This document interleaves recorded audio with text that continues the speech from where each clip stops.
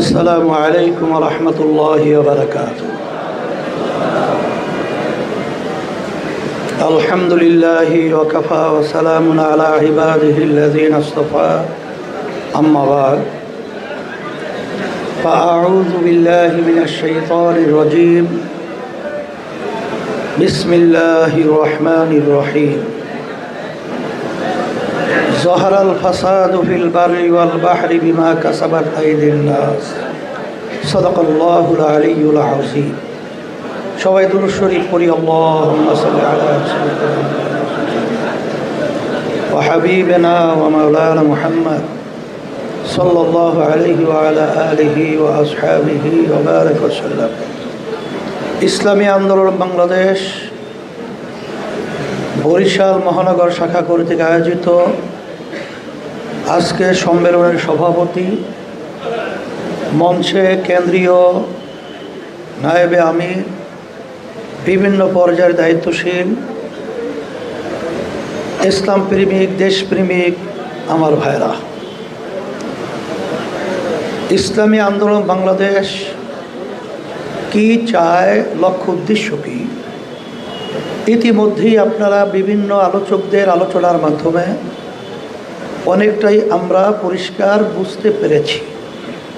এরপরেও আমি আরেকবার স্মরণ করায়া দেওয়ার জন্য বলছি, ইসলামী আন্দোলন বাংলাদেশ এর মূল লক্ষ্য উদ্দেশ্য হলো দুনিয়াতে শান্তি, আখেরাতে মুক্তি। ইসলামী আন্দোলন বাংলাদেশ প্রতিষ্ঠিত হয়েছে 1987 সালে, কিন্তু অদ্যাবধি পর্যন্ত ইসলামী আন্দোলন বাংলাদেশের ব্যানারে এবং তার প্রতীকে একজন এমপিও কিন্তু সংসদে যায় নাই। এর অর্থ আপনারা কি ব্যাখ্যা করবেন যে আমাদের সংগঠন একেবারে ছোট বা দুর্বল? না, ইসলামী আন্দোলন বাংলাদেশ আমাদের চিন্তা চেতনা হলো অন্য অন্য ইসলামী দলের সাথে একটু পার্থক্য। এর জন্যে আমরা চাই যে বাংলাদেশের ভিতরে 100-র মধ্যে প্রায় 92 জনের মতো মুসলমান বসবাস করে।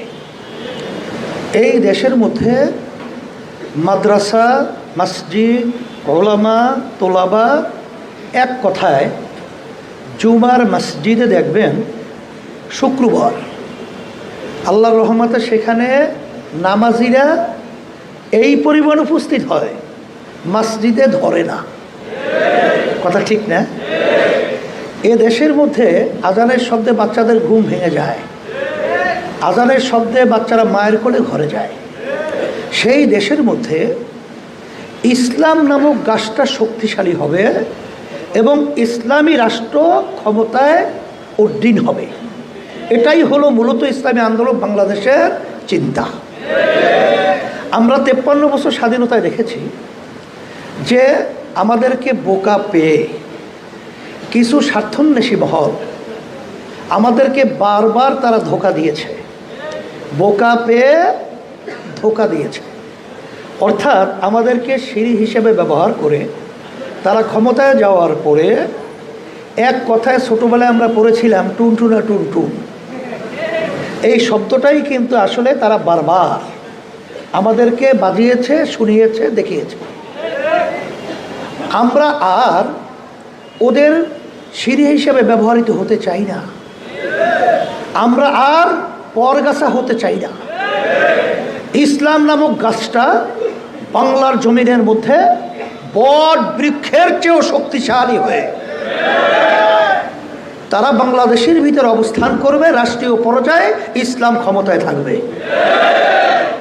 এই চিন্তার ব্যবধানতায় আজকে যদিও নাকি বিভিন্ন সময় আমাদেরকে সিল লাগানো হতো যে আমরা ভারতের দালাল, আওয়ামী লীগের দালাল, ওই বিএনপির দালাল, আসলে আমরা কারো দালাল নয়, আমরা হলে আল্লাহ এবং আল্লাহর রাসূলের দালাল। এইটা সবসময় পরিষ্কার মনে রাখতে হবে। আর বিশেষ করে যারা আসলে আমাদেরকে বিভিন্ন সময় এই তকমা লাগায়, আসলে তাদের ইতিহাস কিন্তু দালালি। এটা আমি ওইভাবে ব্যাখ্যা আর দেব না, আর দিতেও চাই না।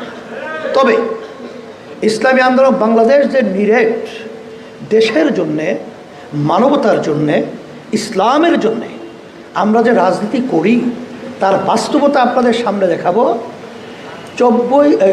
5ই আগস্ট, জুলাইয়ের কিছুদিন আপনারা দেখেছেন, যখন আমাদের দেশের মেধাবী ছেলেগুলো তাদের ন্যায্য দাবি আদায়ের লক্ষ্যে তারা যখন আওয়াজ তুলেছিল, তখন আপনারা দেখেছেন যে ক্ষমতা লোভীরা, ফ্যাসিস্টরা আর আওয়ামী লীগ, তো আমি এখন পরিষ্কারই বলছি, এটা আসলে কিন্তু ভারতেরই সরকার ছিল।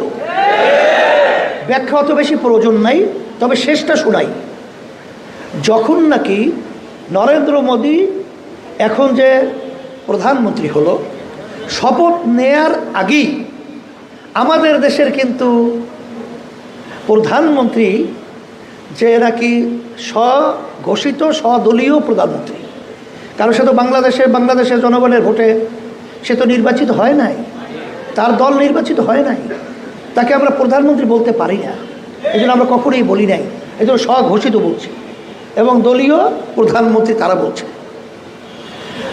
শপথ নেওয়ার আগে সে চলে গেছে ভারতে যাওয়ার পর আপনারা দেখেছেন 10টার মতো চুক্তি করেছে, যেটা তারা পরে ব্যাখ্যা দেয় হাসান মাহমুদ সহ সমঝোতা স্বাক্ষর।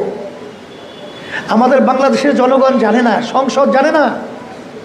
সেই 10টা চুক্তির মধ্যে আমরা ভালো করে পর্যালোচনা করে দেখেছি, একটা চুক্তিও বাংলাদেশের ছোট থেকে ছোট কোনো স্বার্থের জন্য হয় না।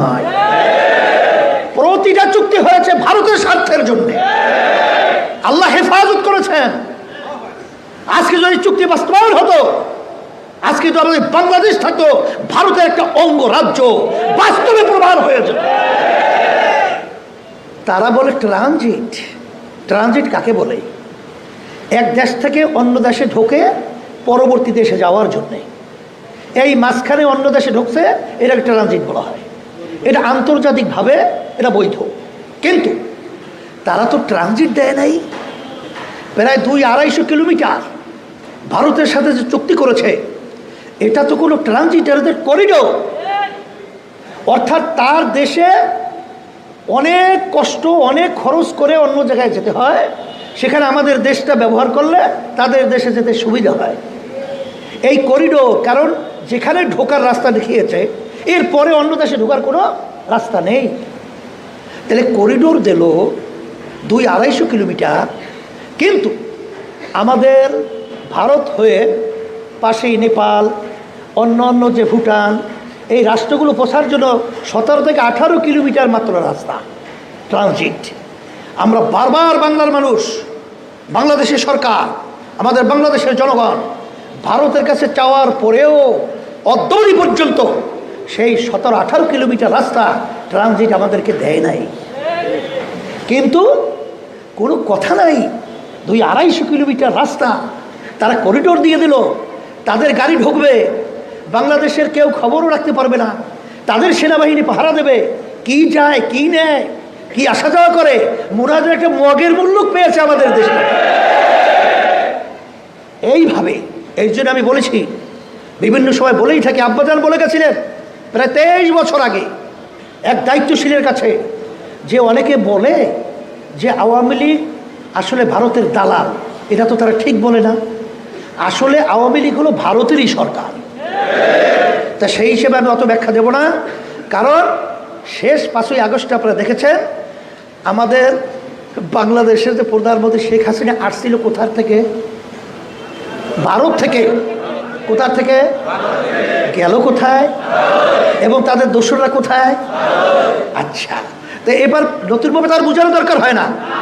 এরপর আমার আওয়ামী লীগ ভাইদেরকে বলবো, যারা দেশকে ভালোবাসেন, যারা মানবতাকে ভালোবাসেন, যারা ইসলামকে ভালোবাসেন, তাদেরকে আমি পরিষ্কার বলছি, যেই নেতা আপনাদেরকে গুলির মুখে, ফাঁসির মুখে এবং বিভিন্ন সমস্যার মুখে ফালিয়ে, যারা নাকি টুন দিয়ে হেলিকপ্টার উড়ে আবার সেই তাদের দেশে দেখা যায়, সেই দেশে আওয়ামী লীগ কখনোই তাদেরকে নেতা করতে পারে না, এটা হতে পারে।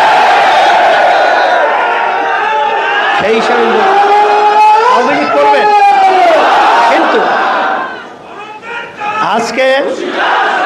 আমি যে কথাটা বলবো, এরপরে আপনারা দেখেছেন ইসলামী আন্দোলন বাংলাদেশ 5ই আগস্ট, জুলাইয়ের কিছুদিন বাংলাদেশের কোনো রাজনৈতিক দল তাদের ব্যানার নিয়ে, কেন এই ঝুঁকি, সামনে বড় ভয়, এই অস্তিত্ব বিলীন হওয়ার পথে, সেই ভয় নিয়ে কোনো রাজনৈতিক দল তারা কিন্তু ব্যানার নিয়ে রাস্তায় নামে নাই।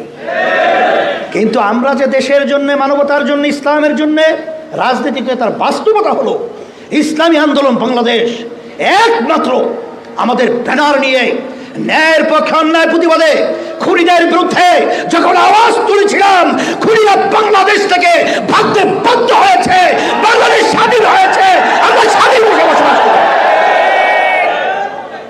সেই হিসাবে আমি বলবো ইসলামী আন্দোলন বাংলাদেশ আল্লাহ রহমতে আপনাদের দোয়ায় এখন কিন্তু একটা ছোট্ট দল নয়।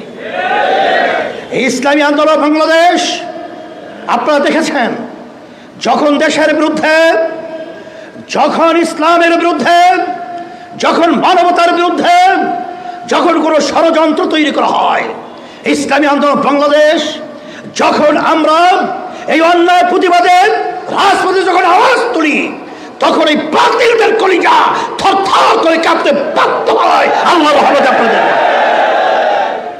আমি বিশেষ করে বরিশালবাসীকে বলবো, ইসলামী আন্দোলন বাংলাদেশের মূল কেন্দ্র হইল বরিশাল। আমি বারবার বলছি, আজকেও স্মরণ করে দিচ্ছি, যদি রংপুর আজকে এরশাদ সাহেবকে যদি বলতে পারে আমগো ছেলে, যদি আজকে বগুড়ায় যদি বলতে পারে জিয়াউর রহমানকে আমগো ছেলে, ফেনীতে যদি বলতে পারে খালেদা জিয়াকে আমগো ছেলে, গোপালগঞ্জ যদি বলতে পারে আমগো মেয়ে আমাদের ছেলে, বরিশালবাসীদের কাছে আমি বলবো, বিশ্ববজুর চরমনাই রহমাতুল্লাহি আলাইহি, ইসহাক সাহেব রহমাতুল্লাহি আলাইহি, আর আমরা যারা নগণ্য খাদেম রয়েছি, আমরা কি দোষ করেছি? আমরা ইসলামী দলের নেতৃত্ব দিয়ে, এইটাই আমাদের দোষ? যদি তাই না হয়, আমি বলবো বরিশালের মাটি ইসলামী আন্দোলনের ঘাঁটি। একটা মানুষও ইসলামী আন্দোলনের বাহিরে কেউ থাকবে এটা আমাদের মন চায় না। সেই হিসেবে আমি সকল কোথাও আহ্বান জানাবো, মাঠ কিন্তু উর্বর রয়েছে, জমিনে ফসল ফালালেই ফসল ধরবে, ফসল সুন্দর ফলবে। আজকে যদি আপনারা ওয়াজাহিদু ফিল্লাহি হাক্কা জিহাদিহি, যদি আপনারা জিহাদ করার মতো করতে পারেন, সেইভাবে তৎপরতা পরিচালনা করতে পারেন। বাগেরহাট গেছিলাম, এক ব্যক্তি আমার কাছে ফাইল নিয়ে আসছে, বলতে হুজুর একা ইসলামী আন্দোলনের পক্ষে 1600-র মতো সদস্য বানাইছে, একজনে একা। বরিশালের মাটি তো উর্বর, সেখানে আমি সাংবাদিক ভাই সহ, প্রশাসন সহ সকল কোথাও আহ্বান জানাবো, যারা পরীক্ষিত, আমরা জলীয় পানীয় ভাগে স্থলভাগে যত বিপদ আপদ মুসিবত আমাদের হাতের কামাই। আমরা বিএনপি দেখেছি, আওয়ামী লীগ দেখেছি, জাতীয় পার্টি দেখেছি, আদার্স অন্য সব দেখেছি, কিন্তু ইসলামকে আমরা দেখি নাই। এই জন্য আমি অনুরোধ করব, দুনিয়াতে শান্তি আখেরাতে মুক্তির লক্ষ্যে আপনাদের সকল কোথাও আহ্বান জানাচ্ছি, আসেন আমরা দুনিয়াতে শান্তি আখেরাতে মুক্তির লক্ষ্যে ইসলামী আন্দোলন বাংলাদেশের ছায়াতলে আপনাদের সকলকে আহ্বান জানাচ্ছি এবং সকলকে দাওয়াত দেওয়ার জন্যে, সবাইকে সদস্য বানাবার জন্যে আমি বিশেষ করে আপনাদেরকে নির্দেশ বলেন, অনুরোধ বলেন, যা বলেন তাই করছি।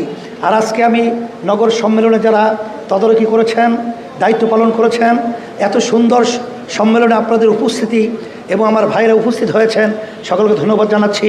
সাংবাদিক ভাইদেরকে ধন্যবাদ জানাচ্ছি, প্রশাসন ভাইদেরকে ধন্যবাদ জানাচ্ছি, সকলকে ধন্যবাদ জানিয়ে আগেই তো নতুন কমিটি যেহেতু করতে হবে।